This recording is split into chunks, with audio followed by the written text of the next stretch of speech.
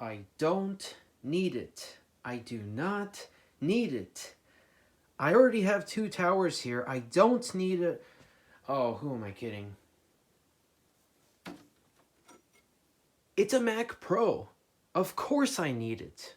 And you see, that makes this acceptable because this is Intel and those are PowerPC. Therefore, they're different and, well, it's a Mac Pro. It's as simple as that. See, we have 2 optical bays instead of just the one. You read that right. I got this for free. It's almost as if old computers don't have the same value as they once did. What can I say? It's a Mac Pro. I was not expecting to find one anytime soon, but I guess I was wrong because alongside PowerPC, we now have the Intel side of things. Now, obviously, I have Intel Macs, I have a 2012 Mac Mini, I have various MacBooks, but obviously those are not, a Mac Pro. And I think this is actually my first server type of machine, like speaking for Mac or PC, because this actually has Intel Xeon processors, which is actually still crazy to think about, especially with a desktop like this. Now, PowerPC was used with server-grade applications as well, but, that's PowerPC. That's its own separate thing. This is Intel. There is so much we can do with this. I don't even know where to begin. I guess we should just start off by actually taking a look at what's in front of us. As awesome as it would be to compare the G5 systems to the Mac Pro, I think we should leave that for another time because, well, we have a Mac Pro to work on. Now, if you know anything about Mac Pro systems, you can probably tell that this is an earlier model because we have FireWire 400 instead of 2 800 ports. This is actually a 1,1 Mac Pro, which is awesome, especially considering we have the Power Macs right here. It's the first ever Intel version of the Power Mac. And yes, there are technical limitations with this in terms of you can't run the latest operating system anymore, but I don't care about that. This Mac Pro will deliberately be left on an older version of macOS, and it'll most likely be on the latest it officially supports, macOS Lion. Now that's partly because my MacBook over there with my iTunes library is also on macOS Lion, and well, if I want to use iTunes with this machine, it's pretty much plug and play. Cosmetically, it's not in perfect condition, but honestly, this is actually pretty good considering it's a machine from 2006, and at least it doesn't have to be supported like this G5. You can obviously tell that it's a used system. It does have some scratches here and there, but a lot of the stuff like the sticker residue should clean right up. The biggest problem about the case itself, if you can even consider it a problem, is that it does ever so slightly wobble if you try to move it back and forth. It really isn't noticeable. The case itself still stays up just fine, and it is actually still level, which is fantastic. This side of the case also has some minor wear and tear, but it looks like a good clean should be able to help out a lot. According to the factory specifications on the back here, it says that it's a quad-core system clocked in at 2.66 GHz. It initially came with 4 GB of RAM, a 250 GB hard drive, and it was actually spec'd out with the highest end graphics card at the time, the X1900 XT. The I/O on the back here is very similar to the G5. We have USB, FireWire 400 and 800, digital and analog audio inputs and outputs, and instead of a 56K modem alongside Ethernet, we have dual gigabit Ethernet. What's also cool about this system is that it came with not one, but 2 different PCI cards. And those don't look like they're obsolete to me. This is a system from 2006, but it has USB 3, and it also has what I'm guessing to be Thunderbolt, if not USB-C. This is insane. And of course, the last thing here is the power supply. Enough waiting around, it's time to finally open it up and see what we actually have inside. So this is from the G5 era. The door itself has instructions in how to actually upgrade your RAM. It's crazy to think of this as an old system. Internally, the design is from 2006, but externally, it's even older because it originates from 2003 with the G5. This system definitely deserves the name Mac Pro because even though the CPUs are the hardest part to get to, the RAM is right here, the GPU is right here, and all the hard drives can lock into place. We don't have any hard drives in bays 2, 3, or 4, but we do have one in the first one here. So we have an Apple logo here. It's a Western Digital drive, and it's 250 gigabytes. So it looks like this is the stock drive that this Mac initially came with. And based on the date code here, it's from 2007, so it's possible that this machine was made in 2007. They didn't stop selling this model until 2008, so that tracks with the timeline here. So we do have a hard drive. It's good to go. We do have a GPU. We do have an optical drive. We'll take a look at that next. It's a bit dusty like the rest of the system, but it is an Apple drive, and it looks like it was made in 2007, around the same time as the hard drive. A second optical drive in this would be a fantastic upgrade for CDs, DVDs, iTunes, and, well, considering there's so much potential for storage here, the possibilities are pretty much endless. Now, we already know that we have the X1900 XT in the system, but we still have to figure out how much RAM we have. Now, this looks super awesome. It's definitely dusty, but it's really cool. You gotta be kidding me. Seriously? This is 4 gigabytes of RAM, and the other 3 are also all 4 gigabytes of RAM each. This one module here has 16 gigabytes of RAM, and we still have more in the other one. Now, this is the last thing I expected from this. First, the PCI cards, and now this. This Mac has 32 gigabytes of RAM. So not only is this the first Xeon machine I have, but this is also the first machine that has 32 gigabytes of RAM. And it's a Mac Pro from 2006. So the plan now is to put the RAM back in, clean up the machine, at least on the outside, get rid of the sticker residue on the top, and see if it actually works.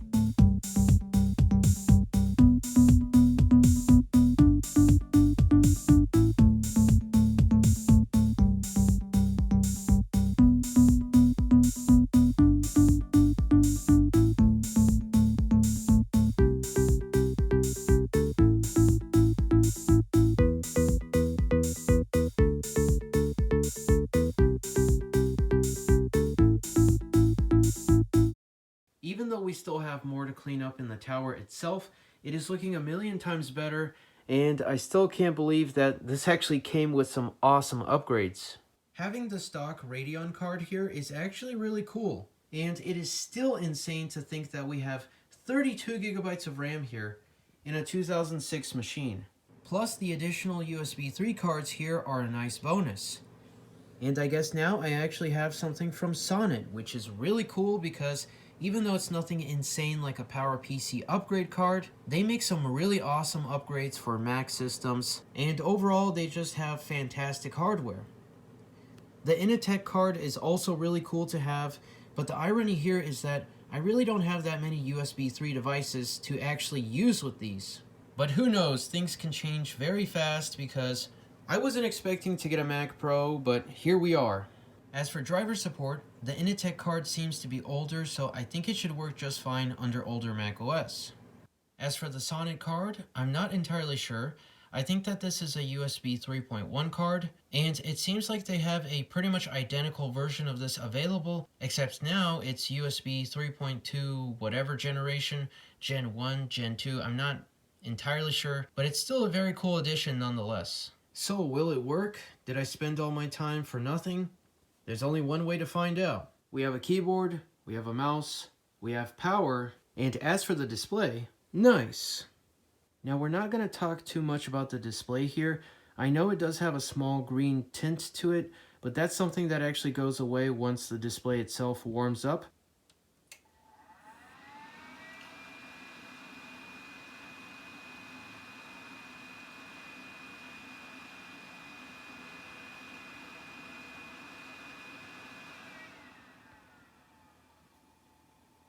Now this is some real CRT magic. Nice.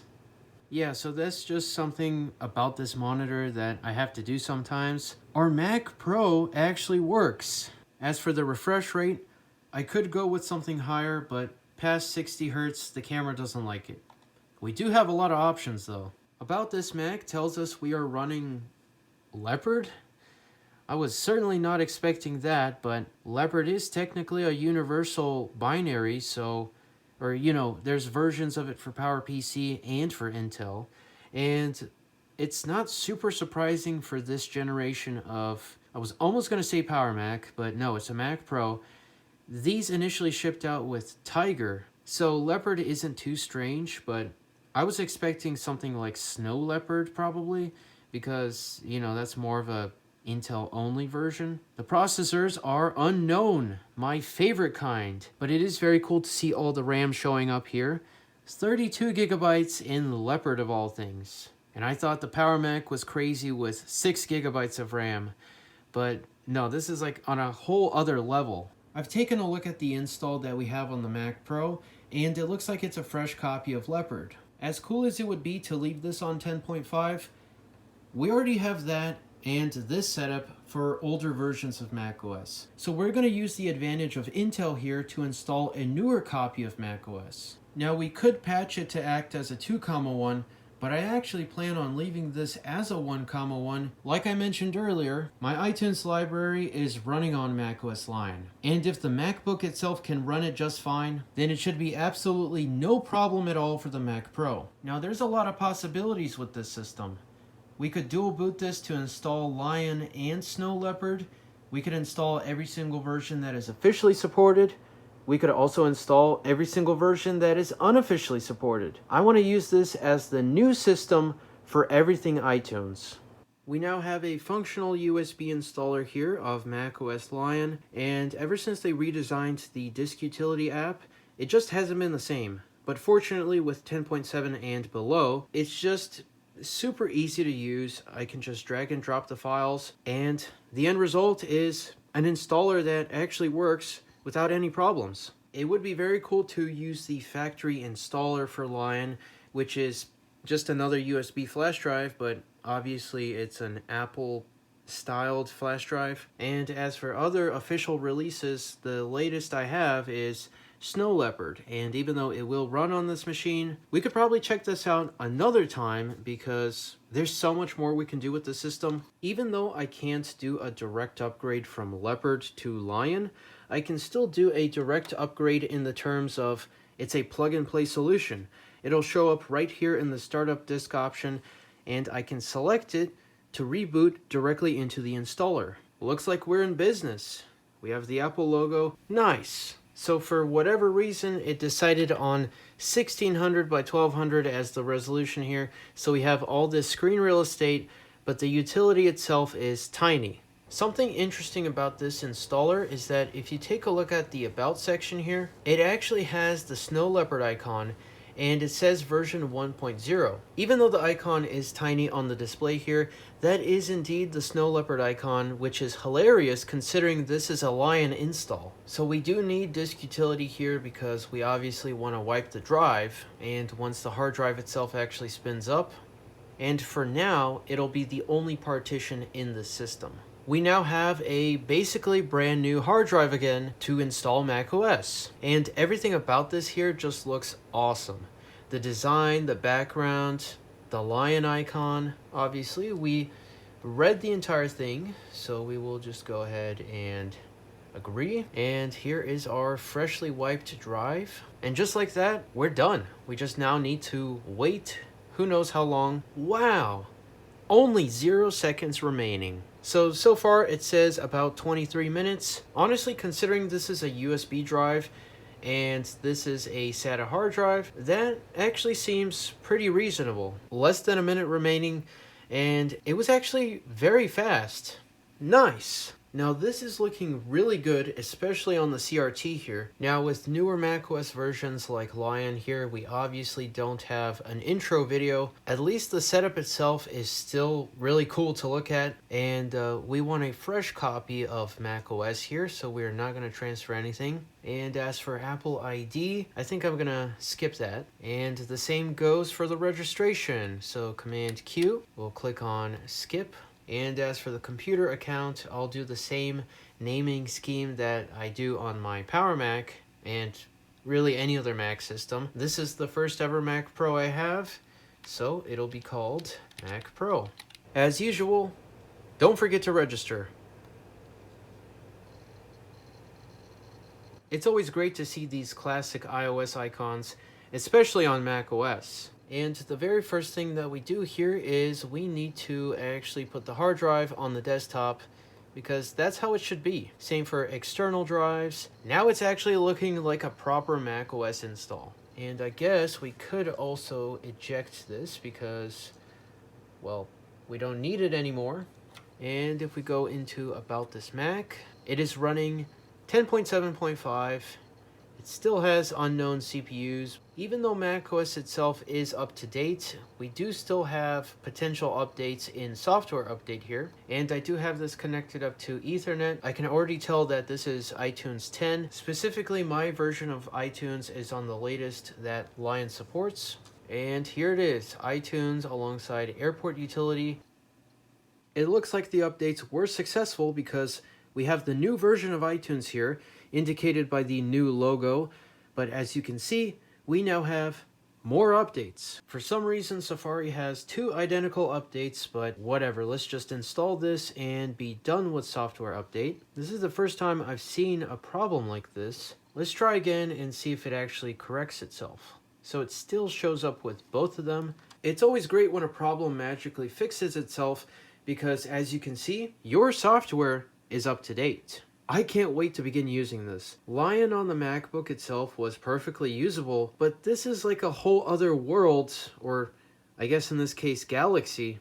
Even though I saw this earlier, I really didn't pay that much attention to it because I was more focused on the RAM and the fact that it says unknown, but the processors are 3 gigahertz. Not 2.66. I probably should have realized earlier, but we have upgraded CPUs alongside the RAM here, which is even more insane. It is so cool to open up About This Mac and see Mac Pro. All of the memory slots show up here and everything is currently in use. 32 gigabytes of RAM. I still can't believe that this has a maxed out RAM kit. macOS honestly looks phenomenal on this display, and I really haven't done anything in terms of perfecting the image, at least with the menu here and, well, you know, just general calibration. I really haven't used this CRT much, but I think that things are going to change now with this in the picture. And even though they are pretty much the exact same size in terms of the depth, I don't think that'll be a problem for the new area where we will actually be using this setup. There is so much more we can talk about with the Mac Pro and the display here. But honestly, I'm just really happy that we got this out to actually use once again, and we actually have a Mac Pro. It's been cleaned up so dust isn't going all over the place. If you enjoyed today's video, then consider leaving a thumbs up. And if you want to see more content about this, everything here, then consider subscribing. The setup remodel honestly could not have been at a better time because we now have a Mac Pro to add to the setup. But as always, thank you very much for watching, and I'll see you in the next one.